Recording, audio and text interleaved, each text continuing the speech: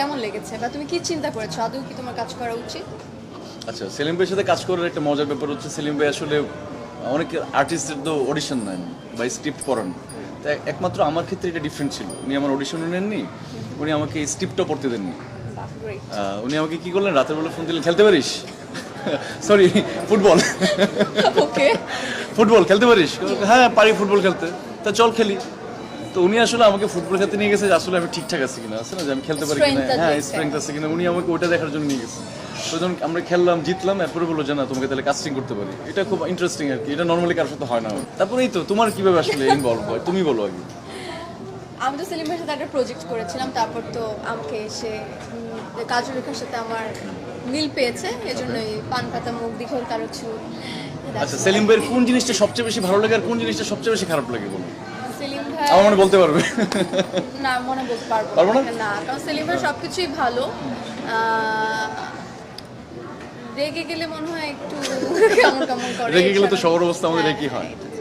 By the way, রাজ যখন আমাকে প্রথমে দেখেছিল সেলিম ভাইয়ের অফিসে, আমাকে হঠাৎ করে এসে সেলিম ভাইকে বলেছে, আমাকে বলেনি যে আপনি তো রাশ্মিকাকে নিয়ে আসছেন, ও তো রাশ্মিকার মতো দেখতে। না না, আমার মনে হয় সবাই বলবে এটা না? না, এটা কেউ বলবে না। কেউ বলবে না?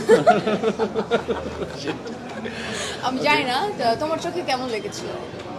প্রথম দেখার পরে তো নর্মালি কি হয়, মানে সেলিম ভাইয়ের সাথে কাজ করতে গেলে আর্টিস্টদের সাথে এমনিতেই কোলাবোরেশন হয় একটা, লাইক সিনগুলো রিহার্সাল করা, এটা করা সেটা করা। আমার প্রথম থেকেই আসলে আমরা আসলে এত ইনটু দ্য জোনে ছিলাম যে আসলে এটাকে আমরা জাস্টিফাই করতে পারবো কিনা, এটাই টেনশন ছিল।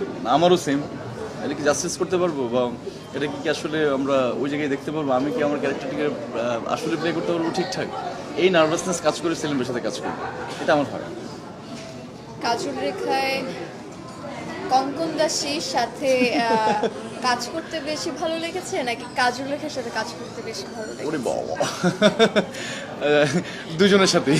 আপনাদের থেকে কি আমি একটু শিখেছি কোশ্চেন করতে হয় কিভাবে। ওরে শিখি। বাবা, এটা কি তকির ভাই শিখে দিছে না? একটু একটু করে শিখে নেব। বলো বলো, দুজনের সাথে কাজ করতে ভালো লাগছে। কার সাথে বেশি ভালো লেগেছে? এটা তো ডিফিকাল্ট, কার সাথে বেশি ভালো লাগছে। থাকে না এর সাথে কাজ করতে বেশি আরাম হয়েছে বা সিনগুলো বেশি ভালো ছিল বা আমার জন্য কমফোর্টেবল হয়েছে, তোমাকে এত ভেঙে বলতে হয়? না ভেঙে, আমাকে ভেঙে না বলে আমি বুঝি না তো একটু। আমার মনে হয় যে মিথিলাপার সাথে কাজ করার অভিজ্ঞতা আমার এটা প্রথম। আমি তার সাথে এর আগে কখনো কাজ করা হয়নি আমার। গ্রেট, মানে উনি দারুণ একজন অভিনেত্রী। একদম। আসলে পুরো শুটিংয়ে ওনাকে, উনি আসলে যে ক্যারেক্টারটা প্লে করছে আমার জানা মতে যে পুরো সারাক্ষণ shooting ওই role-ই play করেছে। সকাল থেকে রাত পর্যন্ত উনি এরকম একটা খারুশ টাইপের না ছিল, তো ইন্টারেস্টিং ছিল। তো আমার মনে হয় যে both of them, like you এবং like Mithila, you guys are like did very well, and আমার দুজনের সাথে কাজ করতে আরাম লাগছে। এটা ডিপ্লোম্যাটিক না, ইট ইজ ট্রুথ। আপনারা কি গুঞ্জন ব্যাপারটা কি আপনাদের বানানো থাকে সবসময়, যে প্রেমের গুঞ্জন, ওই গুঞ্জন? মানে আমি যদি আজকে বলি, মানে এটাকে আমি তাহলে বলে বেড়াই আমি প্রেম করছি, গুঞ্জন, আমি সবাইকে জানাই করবো কখন প্রেম টেম করলে, ডেফিনেটলি জানাই করবো।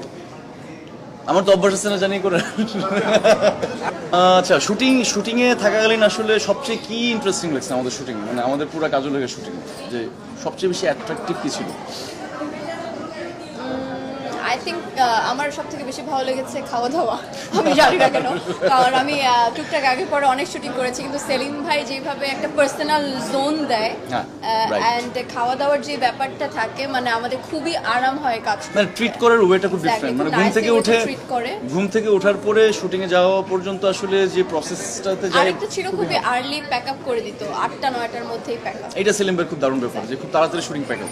আসলে 400 বছর আগের সে মিথ রূপকথা, তো আসলে ওই রূপকথার কাজল রেখাকে আমার মনে হয় যে কেউই দেখিনি আমরা, বা সূচকুমারকেও আমরা কেউ দেখিনি। তো সেলিম ভাই তার গল্পের কারণে আসলে কাজল রেখাকে আসলে অবয়ব দিয়ে ওকে রেডি করছে। আমারটাও ব্যাপারটা সেম, সূচকুমারের জায়গা থেকে, বা ছোটো কাজল রেখা যদি বলি, বা কঙ্কন দাসের কথা যদি বলি, তো পুরো রূপকথাটার ক্যারেক্টারগুলো কিন্তু আসলে ওই 400 বছর আগের ক্যারেক্টার না। আমরা আসলে এই সময়কার, আমরা আসলে ক্যারেক্টারগুলোর রূপ ধারণ করে ট্রাই করছি, যে আমরা কতটুকু পারছি সেটা আসলে এখন হলের মানুষ বলবে যে আসলে কতটুকু করতে পারলাম বা কী করতে পারলাম না। আমি এরকম করে, আমার যেহেতু ট্রাভেল করতে অনেক পছন্দ, আমি একটা শিপে করে পুরো ট্রাভেল করতাম ঘুরে ঘুরে, আর আমার মশলা বাণিজ্য করতাম মনে হয়। এরকম আর কি, সওদাগর রাজা তো আমার নাম। তাইলে আমি অবশ্যই কোনো রানী থাকতাম।